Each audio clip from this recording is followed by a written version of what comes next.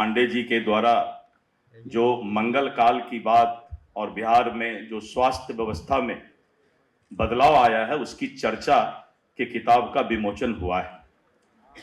माननीय मंगल जी 15 वर्ष के आयु में ही विद्यार्थी परिषद में शामिल हुए थे और 5 वर्ष के बाद बहुत ही कम उम्र में 20 वर्ष की उम्र में ही भारतीय जनता पार्टी की राजनीति से जुड़ गए और आज तक इनका लंबा सफर, हमको लगता है कि बहुत कम उम्र के बिहार प्रदेश के आप भारतीय जनता पार्टी के अध्यक्ष भी रहे, सबसे कम उम्र के, तो इन्होंने बहुत सारा रिकॉर्ड तोड़ा है।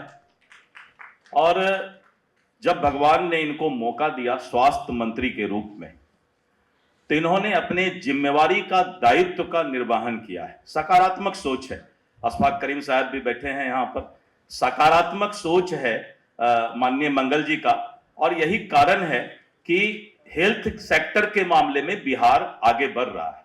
जब तक सकारात्मक सोच नहीं हो तब तक कोई भी विभाग तरक्की नहीं कर सकता है। इसलिए मैं आदरणीय श्री मंगल पांडे जी को धन्यवाद देता हूं कि तुम्हारी शख्सियत से ये सबक लेंगी नई नस्लें। आपके किताब में मैंने देखा, तुम्हारी शख्सियत से सबक लेंगी ये नई नस्लें, वही मंजिल पर पहुंचा है जो अपने पांव पर चलता है।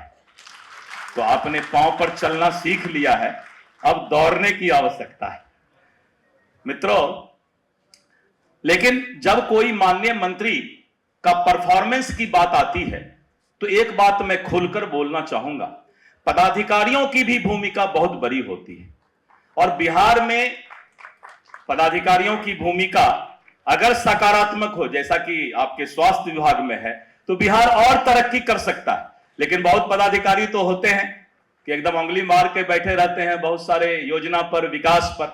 इसीलिए सरकार के मंत्री की भूमिका और सरकार का जो सकारात्मक सोच है उसको धरातल पर उतारने का काम आज स्वास्थ्य विभाग के पदाधिकारी ने किया है। इसलिए हम पदाधिकारियों को भी धन्यवाद देते हैं। मित्रों, मैं कोई शिकायत की बात नहीं करता, मेरी आदत है थोड़ा सा इशारा में बोल जाने का, लेकिन मुझे पूरा विश्वास है कि माननीय नीतीश कुमार जी के नेतृत्व में, माननीय श्री सम्राट चौधरी जी के नेतृत्व में, विजय सिन्हा जी के नेतृत्व में बिहार आगे बढ़ रहा है। विजय चौधरी जी के नेतृत्व में, श्रवण बाबू के नेतृत्व में बिहार आगे बढ़ रहा है और बिहार आगे बढ़ेगा। मुझे याद है 1985 में मैं क्रिश्चियन मेडिकल कॉलेज वेलोर का स्टूडेंट था। उस समय मैं हॉस्पिटल एडमिनिस्ट्रेशन से एमफिल कर रहा था 85 में, और उस समय मैं जब कम्युनिटी हेल्थ सेंटर में तमिलनाडु के जाता था तो वहां पर सीटी स्कैन और एमआरआई था। अब 1985 कितने वर्ष हो गए, और आज हम ऑटो एनालाइजर की बात करते हैं, जब इन्वेस्टिगेशन करते हैं पैथोलॉजिकल, वो उस समय वहां पर सेमी ऑटो एनालाइजर था उस जमाने में 1985 में। तो बिहार हेल्थ के सेक्टर में आगे बढ़ रहा है, आगे बढ़ेगा, ऐसा मेरा उम्मीद है।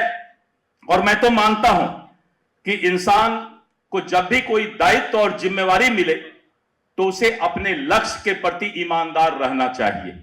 अगर आप लक्ष्य के प्रति ईमानदार हैं तो हमने वो लाइन सुना है, हम होंगे कामयाब, हम होंगे कामयाब, हम होंगे कामयाब एक दिन, हमको है विश्वास, पूरा है विश्वास, हम होंगे कामयाब एक दिन। अगर आप लक्ष्य पर अपने आप को केंद्रित करके रखते हैं तो इंसान से बढ़कर कोई नहीं होता। इंसान चाहे तो किसी भी मंजिल को प्राप्त कर सकता है, यही तो इंसान की ताकत है।